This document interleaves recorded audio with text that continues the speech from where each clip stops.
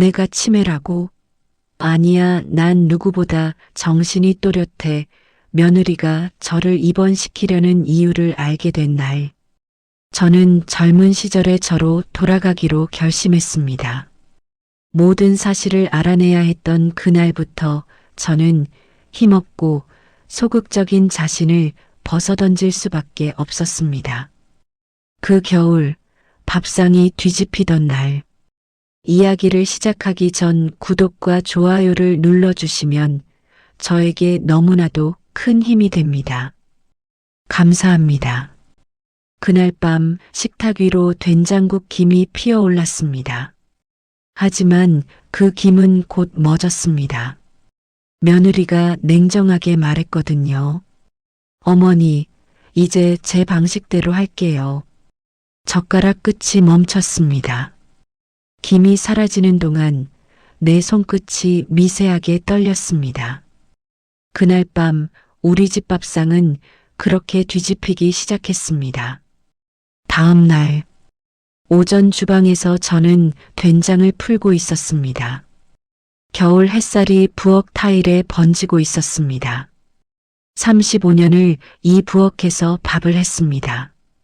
아침마다 된장국을 끓이고 김치찌개를 끓이고 미역국을 끓였습니다. 이 부엌은 제 왕국이었습니다. 제가 가족을 먹이는 곳이었습니다. 그런데 며느리가 밝게 웃으며 말했습니다. 어머니, 오늘은 제가 할게요. 요즘엔 이런 거 잘 안 먹잖아요. 건강식으로 샐러드 만들게요. 그 말투는 부드럽게 들렸습니다. 하지만 왠지 모르게 벽이 느껴졌습니다. 제가 할게요 뒤엔 늘 이제 그만하세요가 숨어 있었거든요. 저는 국자를 내려놓고 물러섰습니다. 며느리가 제 자리를 차지했습니다. 거실로 나와 소파에 앉았습니다. 창밖을 보다가 문득 부엌 쪽을 돌아봤습니다. 며느리가 서랍을 열고 있었습니다. 서류를 꺼내는데 통장 한 권이 스쳐 나왔습니다. 저건 내 이름이 적힌 통장인데. 심장이 한번 쿵 내려앉았습니다. 며느리는 서류를 챙기고 서랍을 닫았습니다. 아무렇지 않게, 너무 자연스럽게, 마치 그게 당연한 일인 것처럼. 그날 이후 저는 부엌보다 며느리의 손끝을 더 보게 됐습니다. 며느리가 어디를 만지는지, 무엇을 꺼내는지, 어떤 서류를 보는지, 모든 게 의심스러웠습니다. 며느리는 완벽했습니다. 아침마다 과일을 깎아주고 손주 돌보는 걸 도와주고 병원 갈 때도 차로 데려다 줬습니다. 웃는 얼굴도 완벽했습니다.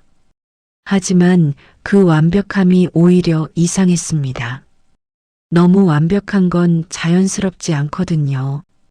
어느 날 오후 거실에서 며느리가 손주에게 간식을 챙겨주며 말했습니다. 어머니는 쉬세요. 이젠 제가 다 알아서 할게요. 그 말이 고맙게 들리던 때도 있었습니다. 처음엔 정말 그랬습니다. 하지만 언제부턴가 그 말이 제 존재를 지우기 시작했습니다. 어머니는 쉬세요가 아니라 어머니는 비키세요로 들리기 시작한 겁니다. 며느리는 노트북을 펼쳤습니다. 화면에 엑셀 파일이 보였습니다. 저는 멀리서 그 화면을 봤습니다. 파일명이 선명했습니다. 법인 송금네요. 이름 하나가 눈에 들어왔습니다. 저 이름, 우리 아들 이름이잖아. 아들은 평범한 직장인이었습니다. 중견기업 과장, 법인, 송금, 우리 아들이 무슨 법인을 운영한다는 건지. 순간 의심이 들어 저는 며느리에게 물어보고 싶었습니다. 하지만 입이 떨어지지 않았습니다. 왠지 물어보면 안 될 것 같았거든요. 그날 밤 저는 잠이 오지 않았습니다. 천장을 보다가 결심했습니다. 다시 일을 시작해야겠어. 젊은 시절 저는 회계사였습니다. 대기업 감사팀에서 15년을 일했습니다. 숫자를 보면 뭐가 이상한지 바로 알 수 있었습니다. 장부를 보면 거짓말이 보였습니다. 회사 비리를 몇 번이나 적발했었습니다. 그때 제 별명이 숫자의 마녀였습니다. 35년 전 결혼하고 아이를 낳으면서 일을 그만뒀습니다. 가정을 선택한 겁니다. 하지만 그 감각은 여전히 살아 있었습니다. 잠들어 있었을 뿐입니다. 그날 밤 가족들이 모두 잠든 틈 사이 저는 옷장 깊숙한 곳에서 낡은 공책을 꺼냈습니다. 예전에 쓰던 업무 수첩이었습니다. 표지에 1990 감사일지라고 적혀 있었습니다. 펜을 잡았습니다. 손끝이 떨렸습니다. 두려움이 아니라 설렘 때문이었습니다. 35년 만에 젊은 시절에 제가 깨어나고 있었거든요. 챕터 2 관찰과 기록. 다음 날부터 저는 관찰을 시작했습니다. 며느리의 일거수일투족을 봤습니다. 전화 통화 시간, 외출 시간, 노트북 사용 시간, 만나는 사람들, 모든 걸 공책에 적었습니다. 며느리는 규칙적이었습니다. 매주 화요일 오후 3시에 전화를 받았습니다. 통화는 항상 10분 이상이었습니다. 목소리가 평소와 달랐습니다. 더 낮고 더 조심스러웠습니다. 거실에서 전화를 받다가 베란다로 나갔습니다. 문을 닫고 통화했습니다. 첫 번째 화요일 저는 베란다 문 근처에서 설거지를 했습니다. 물소리 때문에 며느리는 제가 듣지 못한다고 생각했겠지요. 하지만 저는 들었습니다. 네, 우진건설 쪽은 정리했어요. 다음 주에 송금하겠습니다. 우진건설? 그게 뭘까? 저는 공책에 적었습니다. 12월 5일 화요일 오후 3시 4분, 통화 12분, 우진건설 언급, 송금 예정.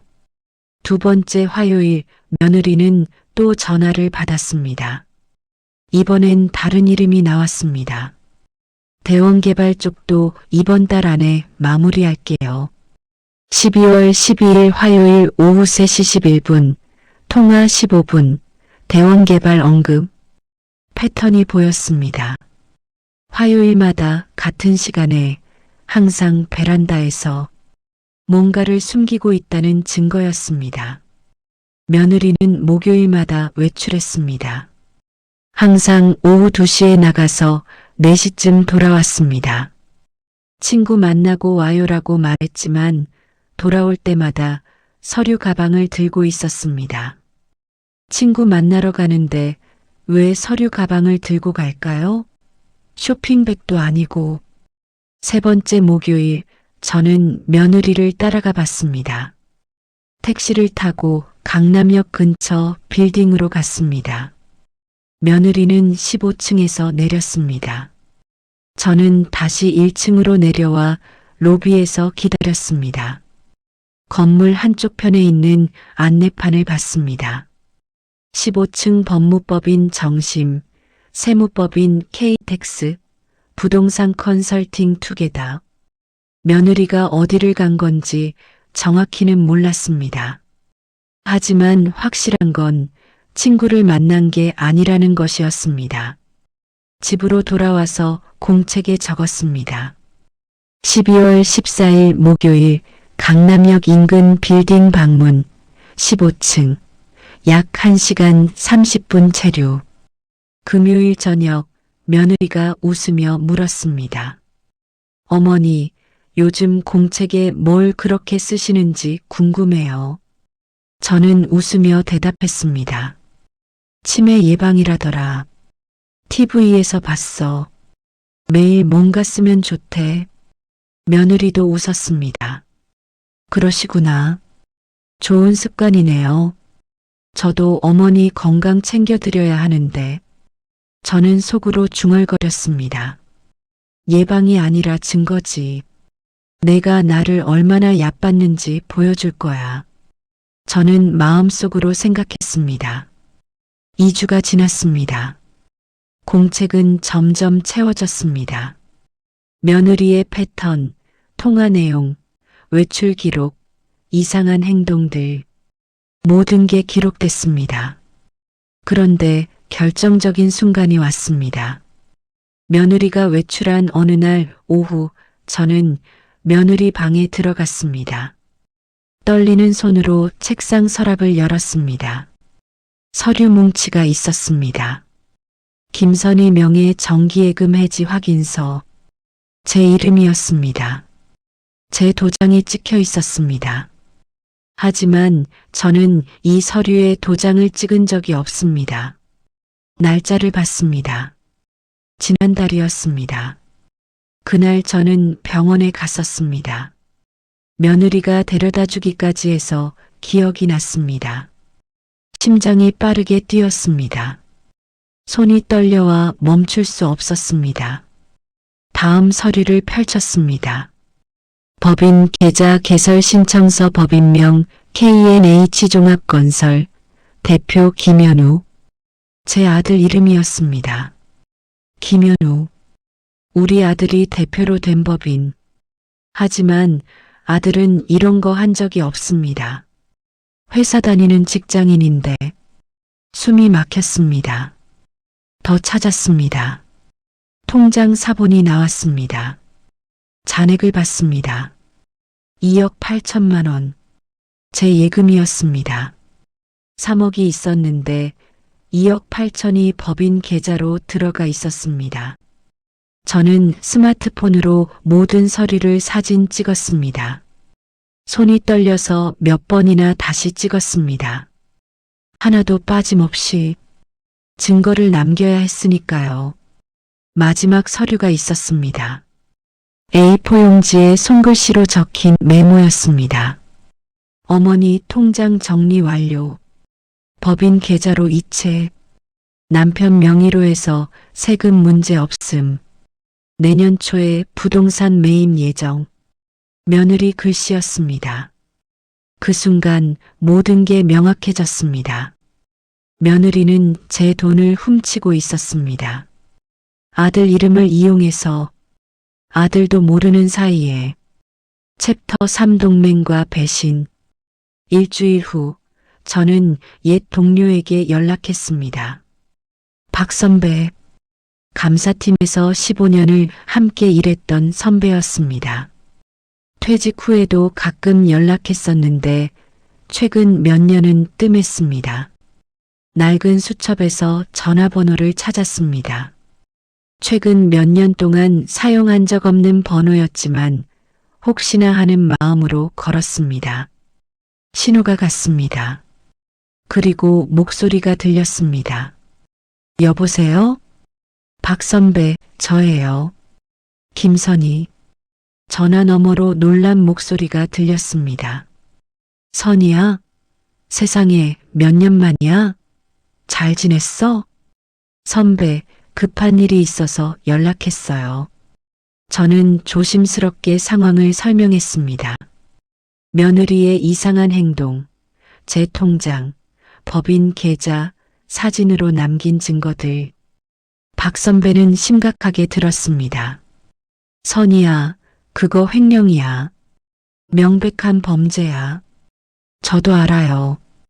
그런데 증거만으로는 부족할 것 같아요. 법인이 실제로 뭘 하는지 알아봐 줄 수 있나요? 물론이지. 며느리 이름이랑 법인 정보 좀 알려줘. 내가 아는 사람들한테 물어볼게. 이틀 후 박 선배에게서 전화가 왔습니다. 선희야, 심각해. 그 법인 페이퍼 컴퍼니야. 실체가 없어. 그냥 돈 세탁용으로 만든 거야. 너 며느리, 너 돈으로 부동산 투자하고 있더라.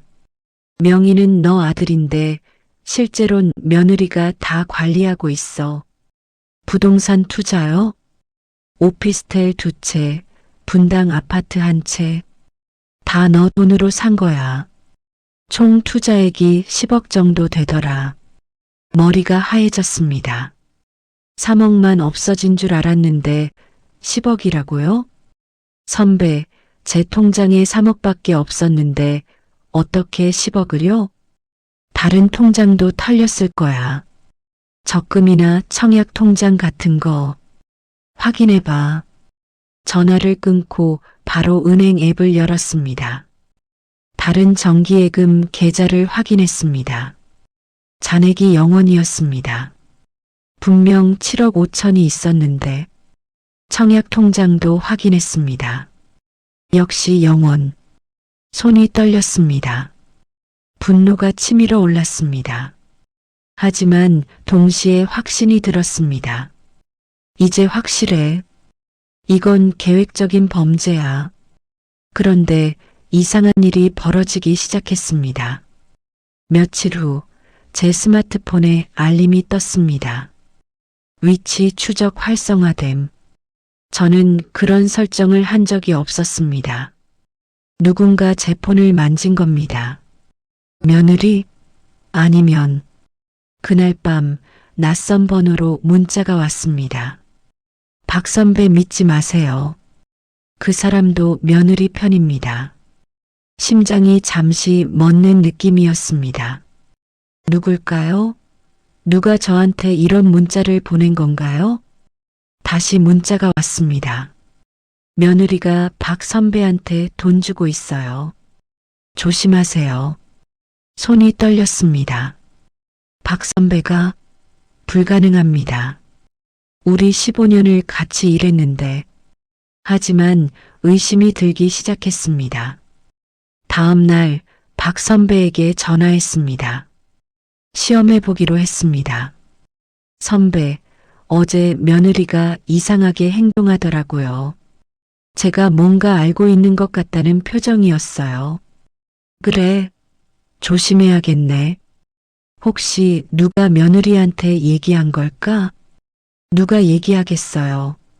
선배랑 저밖에 모르는데. 전화 너머로 잠시 침묵이 흘렀습니다. 아주 짧은 순간이었지만 저는 느꼈습니다. 뭔가 이상하다는 걸. 그러게. 아마 너가 요즘 행동이 달라져서 눈치챈 거 아닐까? 전화를 끊었습니다. 확신이 섰습니다. 박 선배는 제 편이 아니었습니다. 그날 밤 저는 혼자 결심했습니다. 믿을 사람이 아무도 없다면 결국 저 혼자 해야 한다는 걸. 누군지 몰라도 박 선배와 일을 같이 하는 지인이 저들에게 속고 있는 저에게 구원의 메시지를 보내준 것 같았습니다. 챕터 4 결정적 증거. 며칠 후 저는 전자상가에 갔습니다. 작은 녹음기를 샀습니다. 손바닥만 한 크기였습니다. 집에 돌아와서 거실 화분 뒤에 숨겨뒀습니다. 며느리가 전화할 때마다 녹음되도록. 일주일 동안 모은 녹음 파일은 12개가 됐습니다. 저는 매일매일 하나하나 이어폰을 꽂고 조용히 들었습니다. 첫 번째 녹음. 며느리의 목소리가 들렸습니다. 어머니 통장은 다 정리했어요. 아무것도 모르세요. 그냥 치매 예방 어쩌고 하면서 메모나 하고 계세요. 두 번째 녹음. 네, 법인 명의는 남편 이름으로 했어요. 어차피 우리 돈이니까요. 나중에 상속받을 거 미리 받는 거죠 뭐. 세 번째 녹음. 박 선배한테 감사 컨설팅 비용으로 1,000만 원 드렸어요. 입 단속 확실히 하라고 했고요. 네 번째 녹음. 어머니가 치매 걸리기 전에 빨리 처리해야죠. 병원에서 진단서 받으면 법적으로 문제 없어요. 마지막 문장에서 심장이 멎었습니다. 치매? 저는 치매가 아닙니다. 멀쩡합니다. 그런데 며느리는 저를 치매 환자로 만들 계획이었던 겁니다. 5번째 녹음에서 더 충격적인 내용이 나왔습니다. 우리 어머니 돈 좀 썼잖아. 다 아들 위해서였어요. 남편 승진하려면 돈이 필요해서 그래서 어머니 돈으로 회사 사람들한테 접대도 하고 골프 회원권도 사줬어요. 아들 승진? 아들은 그런 거 원하지도 않습니다. 조용히 성실하게 사는 게 아들 스타일인데 며느리가 아들 명목으로 제 돈을 쓴 겁니다. 저는 녹음된 증거를 정리했습니다. 그리고 녹음기도 계속 작동시켜뒀습니다. 더 많은 증거가 필요했으니까요. 며느리는 제가 아무것도 모른다고 생각했습니다. 여전히 밝게 웃으며 말했습니다. 어머니, 요즘 메모 많이 하시네요. 건강에 좋은 일이에요. 저는 웃으며 대답했습니다. 그래, 머리가 맑아지는 것 같아. 며느리는 만족스러운 표정을 지었습니다. 순진한 노인이라고 생각했겠지요. 하지만 저는 모든 걸 알고 있었습니다. 며느리의 전화 통화, 박 선배와의 거래, 제 돈으로 산 부동산, 아들 명의로 만든 법인, 다 알고 있었습니다.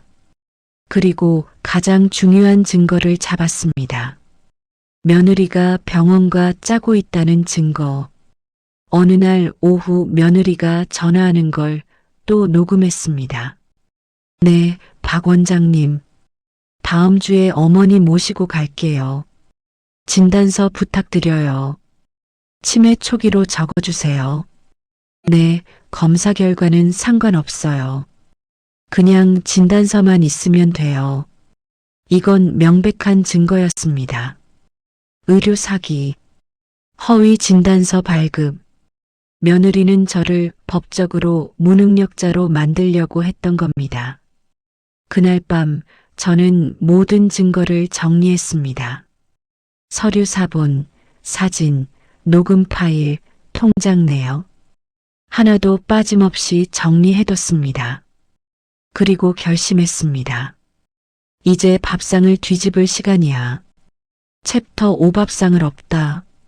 금요일 저녁이었습니다. 아들이 회사에서 일찍 퇴근했습니다. 손주도 학교에서 돌아왔습니다. 온 가족이 식탁에 둘러앉았습니다. 평소처럼 밥을 먹는 척했습니다. 하지만 저는 준비가 되어 있었습니다. 손가방을 옆에 두고 앉았습니다. 며느리가 먼저 말을 꺼냈습니다. 차갑게, 어머니, 요즘 기억이 많이 흐리시죠? 저는 젓가락을 내려놓고 며느리를 봤습니다. 무슨 소리니? 며느리가 동정 어린 미소를 지었습니다. 요즘 같은 말 여러 번 하시고 물건도 자꾸 잃어버리시잖아요. 혹시 병원 한번 가보시는 게 어때요? 다음 주에 제가 모시고 갈게요. 아들이 당황하며 말했습니다. 여보, 갑자기 무슨... 며느리가 아들의 말을 끊었습니다. 당신도 알잖아요. 요즘 어머니 상태가 안 좋으시다는 거. 우리 어머니 위해서 빨리 검사 받으시는 게 좋을 것 같아요. 저는 조용히 손가방을 집어들었습니다. 천천히 지퍼를 열었습니다. 며느리가 이상한 눈으로 쳐다봤습니다. 작은 녹음기를 꺼내 테이블 중앙에 놓았습니다. 며느리의 얼굴이 굳었습니다. 아들이 어리둥절한 표정으로 물었습니다. 엄마, 그게 뭐예요? 저는 재생 버튼을 눌렀습니다. 스피커에서 며느리의 목소리가 흘러나왔습니다. 어머니 통장은 다 정리했어요. 아무것도 모르세요. 며느리의 얼굴이 새하얘졌습니다. 네, 법인 명의는 남편 이름으로 했어요. 어차피 우리 돈이니까요. 아들이 입을 벌린 채 굳어 있었습니다. 우리 어머니 돈 좀 썼잖아요. 다 아들 위해서였어요. 정적이 흘렀습니다. 손주만 아무것도 모르고 밥을 먹고 있었습니다. 며느리의 손에서 젓가락이 떨어졌습니다. 바닥에 부딪히는 소리가 크게 들렸습니다. 저는 조용히 말했습니다. 이 밥상은 너가 올린 게 아니라 너가 엎은 거야. 며느리가 떨리는 목소리로 말했습니다. 어머니, 이건 오해예요. 저는 손을 들어 말을 막았습니다. 오해? 너의 목소리가 나오는데도 오해니? 가방에서 서류 뭉치를 꺼냈습니다. 며느리 방에서 찍은 사진들을 출력한 것이었습니다. 하나씩 테이블에 펼쳤습니다. 예금 해지 확인서, 법인 계좌 개설 신청서, 부동산 매매 계약서, 다 너가 한 짓이지. 아들이 서류를 보며 떨리는 목소리로 물었습니다. 엄마, 이게 무슨 소리예요? 법인이 뭐예요? 제 이름이 왜 여기? 저는 아들을 봤습니다. 너의 명의로 법인을 만들었어. KNH 종합건설. 대표는 너야. 알고 있었니? 아들은 고개를 저었습니다. 얼굴이 창백했습니다.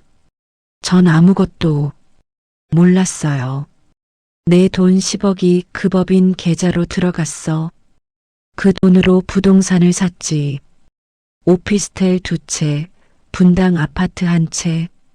다 현우 너 명의야. 아들이 며느리를 돌아봤습니다. 여보, 이게 사실이야? 며느리가 울먹이며 말했습니다. 여보, 이건 우리 미래를 위한 거였어요. 어머니 돈 조금 빌린 거예요. 나중에 다 갚을 거였어요. 당신 승진도 시켜주고 우리 집도 사고 다 우리를 위한 거였어요. 저는 냉정하게 말했습니다. 빌렸다고? 내 허락도 없이? 그리고 나를 치매 환자로 만들 계획이었으면서 며느리가 고개를 들었습니다. 눈물이 그렁그렁했지만 저는 속지 않았습니다. 어머니, 진짜 오해예요. 전 그런 생각 해본 적. 저는 다시 녹음기를 재생했습니다. 어머니가 치매 걸리기 전에 빨리 처리해야죠. 병원에서 진단서 받으면 법적으로 문제 없어요. 방 안의 공기가 얼어붙었습니다. 며느리는 더 이상 변명하지 못했습니다. 다시 재생했습니다. 네, 박 원장님. 진단서 부탁드려요. 치매 초기로 적어주세요. 검사 결과는 상관없어요. 아들이 머리를 감싸쥐었습니다. 여보, 당신이 어떻게... 저는 일어섰습니다. 나 내일 경찰서 갈 거야. 이 증거들 다 제출할 거고 고소장 낼 거다. 며느리가 벌떡 일어났습니다. 어머니, 그러시면 안 돼요. 우린 가족이잖아요. 저는 며느리를 똑바로 봤습니다. 가족은 서로를 속이지 않는다. 가족은 서로의 돈을 훔치지 않는다. 넌 가족이 아니야. 넌 범죄자야. 며느리가 무릎을 꿇었습니다. 어머니, 제발이요. 손주 생각해서라도. 제발. 저는 고개를 저었습니다. 손주 생각하면 더 못 용서한다. 네가 우리 손주한테 뭘 가르치려고 했어? 거짓말? 도둑질? 그게 교육이니? 그날 밤 밥상은 완전히 뒤집혔습니다. 챕터 6 반격의 시작. 다음 날 아침 며느리는 저를 병원에 데려가려고 했습니다. 강제로. 어머니, 검사 한 번만 받으세요. 제발이요. 어머니가 정상이시라는 걸 증명하면 되잖아요. 며느리는 이 모든 것이 들통난 마당에도 진단서만 받으면 다시 판을 뒤집을 수 있다고 생각하는 것 같았습니다. 저는 거부했습니다. 난 안 간다. 너가 짜고 치는 고스톱에 놀아날 생각 없어. 아들이 말했습니다. 엄마, 그냥 한 번만요. 이상 없으면 다행이고. 아들은 이 충격적인 상황이 제 망상이었으면 하는 것 같았습니다. 저는 아들을 봤습니다. 현우야, 넌 네 와이프가 의사한테 돈 주고 허위 진단서 받으려고 한다는 걸 들었잖아. 그런데도 나보고 그 병원에 가라고? 아들이 말문이 막혔습니다. 결국 며느리 혼자 어디론가 나갔습니다. 현우는 며느리를 잡지 않았지만 한편으로는 걱정하는 눈치였습니다. 하지만 저는 알았습니다. 증거를 인멸하러 간다는 것을. 저는 곧바로 경찰서로 갔습니다. 택시를 타고 혼자 갔습니다. 가방에 모든 증거를 담아서 경찰서 민원실에 앉았습니다. 젊은 경찰관이 저를 봤습니다. 어떻게 오셨어요? 고소장 제출하러 왔습니다. 무슨 사건이신데요? 며느리가 제 돈을 횡령했습니다. 10억입니다. 경찰관의 표정이 진지해졌습니다. 자세히 말씀해 주시겠어요? 저는 처음부터 차근차근 설명했습니다. 며느리의 이상한 행동, 제 통장에서 사라진 돈, 법인 계좌, 부동산 매입, 녹음 파일, 모든 걸 말했습니다. 경찰관은 증거들을 하나하나 확인했습니다. 녹음기를 통해 며느리 목소리가 경찰서에 또 들렸습니다. 증거가 확실하네요. 횡령죄, 사문서 위조죄, 의료법 위반. 여러 가지가 걸리겠어요. 바로 수사해 주실 수 있나요? 네, 일단 진술서 작성하시고 며느리분 출석 요구하겠습니다. 경찰서에서 나올 때 마음이 가벼웠습니다. 드디어 시작됐습니다. 정의의 시작. 집에 돌아왔을 때 며느리는 없었습니다. 아들이 거실에 앉아 있었습니다. 엄마, 경찰서 다녀오셨어요? 응. 고소장 냈어. 아들이 고개를 떨구었습니다. 엄마, 정말 이혼까지 가는 건가요? 저는 아들 옆에 앉았습니다. 현우야, 그건 너가 결정할 일이야. 하지만 나는 내 권리를 찾을 거야. 너의 와이프가 한 짓은 범죄야. 전 어떻게 해야 할지 모르겠어요. 저는 아들의 손을 잡았습니다. 천천히 생각해. 나는 널 압박하지 않을게. 다만 한 가지만 기억해. 가족이라고 해서 범죄를 덮어줄 순 없어. 며느리는 창백한 얼굴로 집에 돌아왔습니다. 그날 오후 며느리에게 경찰서에서 전화가 왔습니다. 출석 요구였습니다. 어머니, 정말 이렇게까지 하시려고요? 저는 대답하지 않았습니다. 며느리가 울면서 말했습니다. 제가 잘못했어요. 돈 다 갚을게요. 제발 고소 취하해 주세요. 어떻게 갚을 건데? 이미 부동산에 다 묶여 있잖아. 팔게요. 다 팔아서 갚을게요. 저는 고개를 저었습니다. 그걸로는 안 돼. 넌 나를 치매 환자로 만들려고 했어. 의사한테 돈까지 줬지. 그건 돈으로 해결될 문제가 아니야. 며느리가 바닥에 주저앉았습니다. 어머니, 제발. 하지만 저는 돌아섰습니다. 동정심이 들지 않았습니다. 이미 너무 많이 배신당했거든요. 2주가 지났습니다. 경찰 조사가 진행됐습니다. 며느리는 여러 번 경찰서에 출석했습니다. 아들도 참고인으로 조사받았습니다. 박 선배도 조사받았습니다. 박 선배는 저의 도움 요청 전화를 받고 며느리에게 전화를 해 돈을 받은 게 밝혀졌습니다. 1,000만 원. 그리고는 저를 도와주는 척 했던 거였어요. 며느리는 그 돈으로 입을 막았던 겁니다. 박 선배는 벌금형을 받았습니다. 병원 원장도 조사받았습니다. 허위 진단서 발급 협의였습니다. 의사 면허 정지 3개월을 받았습니다. 며느리의 죄는 명확했습니다. 횡령액 10억, 사문서 위조, 의료법 위반, 사기.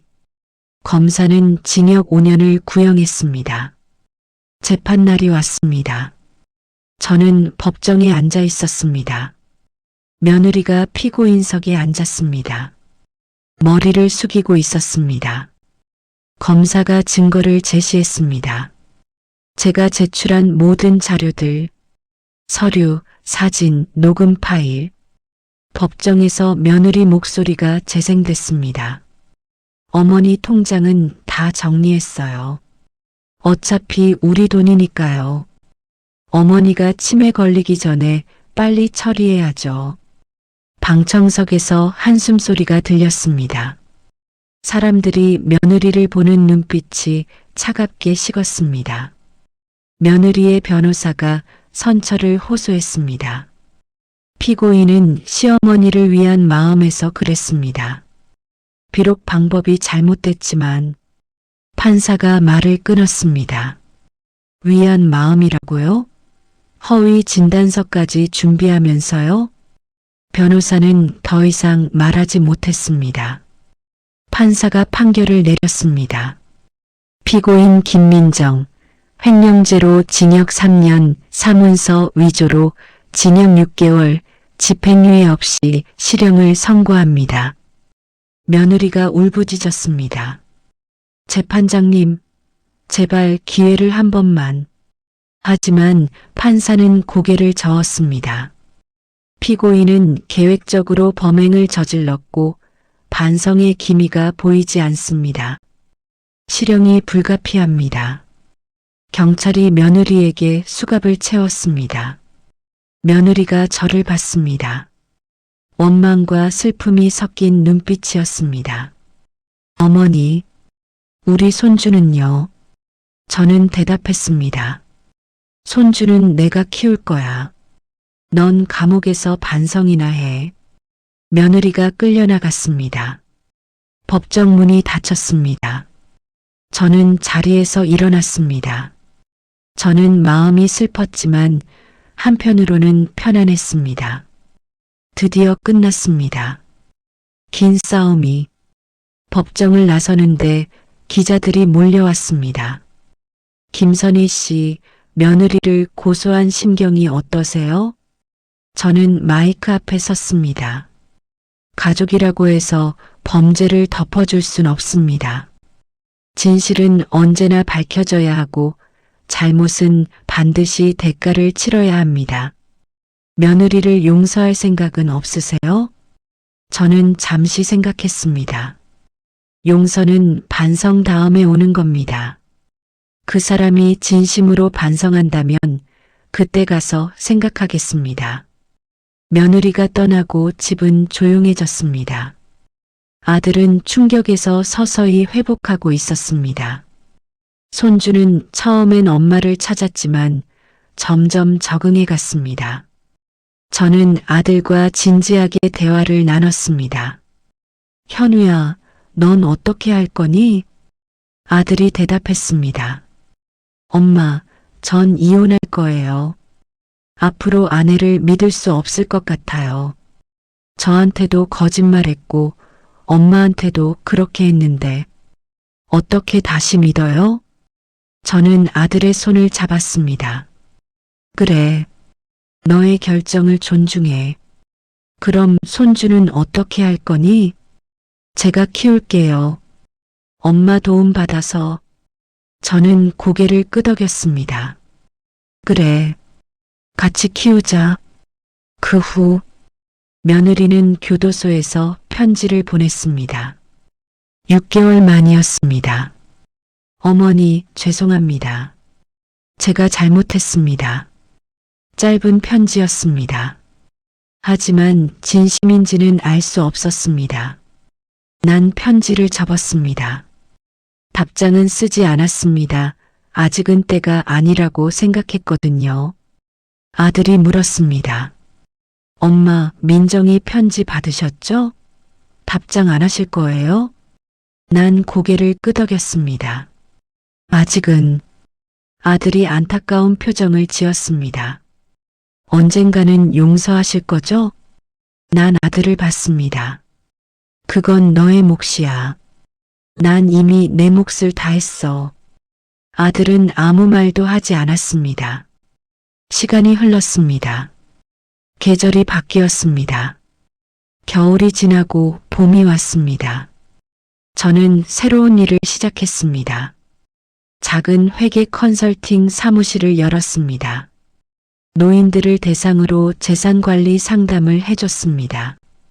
저처럼 가족에게 속은 노인들이 생각보다 많았습니다. 70대 할머니가 찾아왔습니다.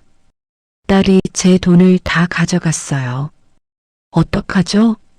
저는 할머니의 손을 잡았습니다. 증거가 있으세요? 아니요. 그냥 믿었어요. 이제라도 늦지 않았어요. 같이 찾아봐요. 제가 도와드릴게요. 할머니의 눈에 빛이 돌아왔습니다. 매일 아침 저는 사무실에 출근했습니다. 70대 회계사. 사람들은 신기해했습니다. 하지만 저는 당당했습니다. 어느 날 아침 집에서 밥을 했습니다. 아들과 손주를 위해서 쌀 씻는 소리가 오랜만에 따뜻하게 들렸습니다. 밥솥에서 김이 올랐습니다. 된장국을 끓였습니다. 김치를 꺼냈습니다. 창문에 비친 제 모습을 봤습니다. 70대 여자. 하지만 눈빛은 예전보다 단단했습니다. 손주가 부엌으로 왔습니다. 할머니, 아침 뭐예요? 된장국하고 밥이야. 와, 제일 좋아하는 거예요. 손주가 안겼습니다. 따뜻했습니다. 아들도 부엌으로 왔습니다. 엄마, 아침 차리시느라 고생하셨어요. 아니야. 이게 행복이야. 식탁에 앉았습니다. 셋이서 아침을 먹었습니다. 따뜻한 밥, 따뜻한 국, 따뜻한 대화. 손주가 물었습니다. 할머니, 엄마는 언제 와요? 저는 손주의 머리를 쓰다듬었습니다. 엄마는 지금 공부하고 있어. 더 좋은 사람이 되려고. 손주가 고개를 끄덕였습니다. 아침을 먹고 저는 사무실로 출근했습니다. 아들은 회사로, 손주는 학교로. 사무실에서 상담을 했습니다. 80대 할아버지가 찾아왔습니다. 아들한테 집을 빼앗겼답니다. 할아버지, 증거 있으세요? 네, 다 모아뒀어요. 선생님처럼요. 저는 웃었습니다. 잘하셨어요. 같이 해결해봐요. 저녁에 집으로 돌아왔습니다. 손주가 뛰어나왔습니다. 할머니, 안아줬습니다. 따뜻했습니다. 저녁을 준비했습니다. 아들이 도와줬습니다. 함께 밥상을 차렸습니다. 식탁에 앉아 밥을 먹었습니다. 평화로웠습니다. 창밖으로 노을이 졌습니다. 붉은 하늘이 아름다웠습니다. 저는 중얼거렸습니다. 이제 제 밥상 위엔 거짓이 없어. 손주가 물었습니다. 할머니, 뭐라고 하셨어요? 저는 웃으며 대답했습니다. 아무것도 아니야. 맛있게 먹자. 밥을 한 숟가락 떴습니다. 따뜻했습니다. 진짜 따뜻했습니다. 밥상 위엔 거짓이 없었습니다. 계산도 없었고 욕심도 없었습니다. 오직 진심만 있었습니다. 그게 제가 원하던 전부였습니다. 그날 밤 일기를 썼습니다. 오늘도 평화로운 하루였습니다. 손주와 아들과 함께 밥을 먹었습니다. 진심으로 행복했습니다. 긴 싸움이 끝나고 드디어 진짜 평화가 왔습니다. 펜을 내려놓고 창밖을 봤습니다. 별이 빛나고 있었습니다. 저는 웃었습니다. 오랜만에 진심으로 웃었습니다. 이제 정말 괜찮았습니다. 늦게라도 진실은 돌아왔으니까요. 밥상은 다시 제자리를 찾았습니다. 거짓으로 엎어졌던 밥상이 진실로 다시 세워졌습니다. 그리고 그 밥상 위엔 따뜻한 밥과 진심만 남았습니다.